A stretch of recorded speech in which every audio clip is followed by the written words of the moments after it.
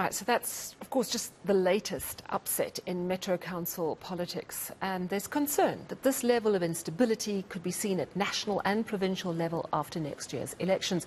I'm joined now by political analyst Judith February. Judith, thank you so much for joining us. So, it's interesting, we heard over the weekend the ANC saying, look, we're the people who can make these coalitions work.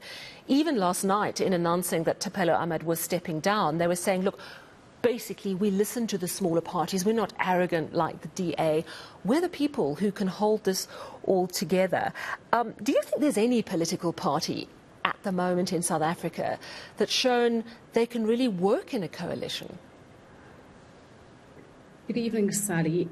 It's a very difficult political moment that we're in. And as I wrote in my column this week, the only certainty really is uncertainty. There seems to be a great deal of political immaturity across the board. I think, though, having said that, it was unfortunate that when Mpho Phalatse was mayor, and she seemed to be making headway in a sort of sensible coalition and in a sensible manner, that she was ousted. So I think the DA are trying to be principled, it's a difficult environment. Today we've seen the ANC Secretary General, Fikile Mbalula, talking about the coalition partner that they might prefer. And Mbalula is quoted as saying they will work, the ANC will work with the EFF. We've heard what the Democratic Alliance have said. But now, of course, all of this, Sally, is in the context of a run-up to the election next year. And so we will see what happens then, because, of course, parties are very likely to say and make all kinds of promises. But we might get to next year and both the DA and the ANC will change their tune. So it's a question of uncertainty and watching the space, in my view. I spoke to Ibrahim Fakir a few weeks ago, and he was talking about the reality that the coalition that makes the most sense is actually the ANC and the DA working together. But if you look at the level of animosity between the two, it doesn't seem likely. But of course, we know there are no permanent friends or permanent enemies in politics. Would you agree that that might actually make the most sense because both have a weight of experience in politics and running things? Well, far be it from me to disagree with my former colleague, Ibrahim Fakir, but in this case I do. I do agree with him.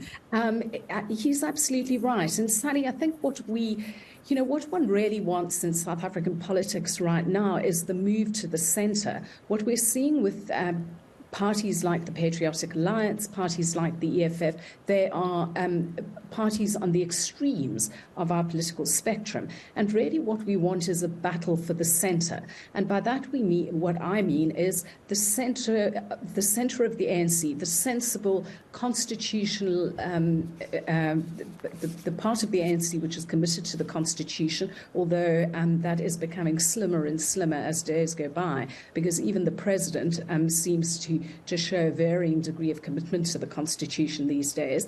And so what you're wanting is people who are the kind of sensible, progressive parts of these parties to come together and to say we need to do something to form a sensible coalition which is going to save our country, save cities and save towns. But you don't seem to have that because everybody is fighting for their piece of the political pie and the financial pie. And so I completely agree with Ibrahim. And in a sense, it needs parties to come together ahead of the election and say, this is what we can agree on and this is what we can't. I mean, Mbalula's comments today were really disappointing. He talked about which parties are revolutionary. The ANC and the EFF are revolutionary parties. Well, what we need is a revolution of common sense in this country to try to save the country from completely falling apart.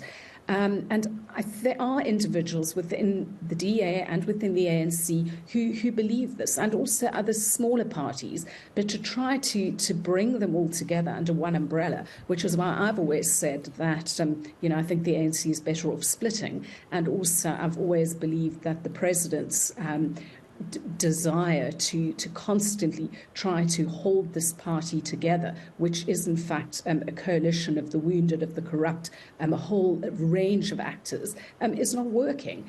And what he's failed to do is to try to garner the support of those outside the ANC to form that sensible centre. And so we don't have it. Instead, we've got all these kingmakers and wannabes who are going to be playing their part ahead of next year. And it's going to be incredibly messy. And citizens are going to come out at the end of it as the sore losers, I'm afraid. And you know, your column is titled Free Fall, and you start by talking about what the fallout from Thabo Bester, where we sat through that parliamentary hearing at the Justice and Correctional Services portfolio meeting, where the ministers involved basically didn't have a leg to stand on, that there was knowledge that there was a real problem here, but there was a failure to act. There was no one really taking responsibility, to the point that the Judicial Inspectorate of Correctional Services, Edwin Cameron, actually ended up having to leak this information to an investigative journalism group to actually get some action. And I think that South Africans are just getting increasingly fed up with a lack of direction and a lack of action. You say that the choices are really, the sensible choice would be to sort of try and consolidate in the centre, but you're concerned that you're seeing these smaller populist groups that could pull our country to a sort of a populist divide. The other big thing, of course, is that load shedding and the impact of the electricity crisis is infuriating everyone and devastating communities and economies. Judith, as we head into the next year's election, what do you think is going to be the single biggest issue that South Africans are going to want to hear about? The single biggest moment of leadership? Is it about saying, you know, we've done wrong, we need to move on, we need to consolidate? Or will it be as simple as, well, it doesn't seem that simple actually, a consolidated plan on how to get out of this electricity mess? Well, sadly, it's a mixture of things. So if you look at the Afrobarometer research and so on, at the top of South Africans' list of issues has always been unemployment. And so jobs, jobs, jobs. But it's all about the economy, stupid, as Bill Clinton famously said, or Jimmy Powell, is that one needs to create jobs. But of course, to create jobs, you need growth. And if you want growth, you need electricity. So could the government wake itself out of slumber to try and do something about this electricity crisis? Today, again, Fikile Mbalula talked about the ANC had plans. And what we heard also was that the Minister of Electricity was saying that was given the go-ahead to slow down the shutting down of coal-powered stations. How that squares with the plans on a just transition is unclear to me. And sadly, what we're crying out for in South Africa is leadership. At what point does the president silence his inability to lead? We now have three individuals responsible for electricity: Minister Gordhan Mantashe, by far the most powerful, and Minister Ramaphosa. Too many cooks spoil the broth, and if that is the case, we need a leader who is able to put them in a room and say, I expect this from you, that from you, that from you, but also to have the legal transfer of powers. There has been some of that to Ramaphosa, but not the procurement powers. So here we have a president who is hamstrung by his, and completely unable to make even the most basic of decisions. And until we have, I think it's, most of us have pretty much given up on President Ramaphosa acting with vigor to solve our crises. And, you know, in my column I write, and I've written many of these sorts of columns, unfortunately, is that we really are on our own. It's up to South Africans now to dig ourselves out of this hole. And I don't think it's going to happen in the next election. I think 2029 is a far greater marker. What I do see is further instability, further uncertainty as we go into some sort of coalition, or if the ANC manages to squeak home, we'll be sitting with the same levels of poor governance that we have. I mentioned in my piece the Thabo Bester matter.